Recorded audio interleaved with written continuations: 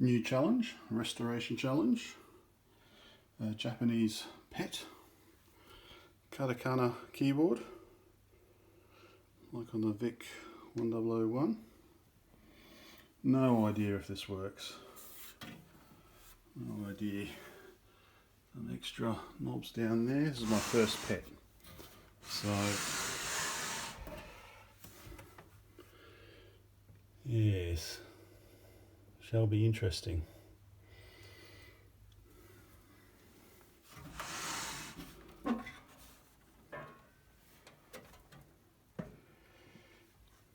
So I have no idea. This is, like I said, this is my first pet. No idea if it works. Probably not.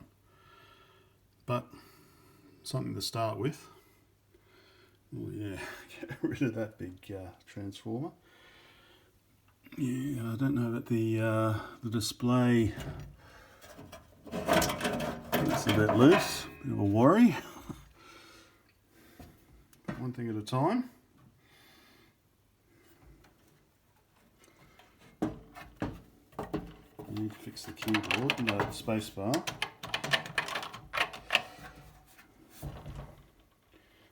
Yes. A heavy beast. Should be interesting. Let's see.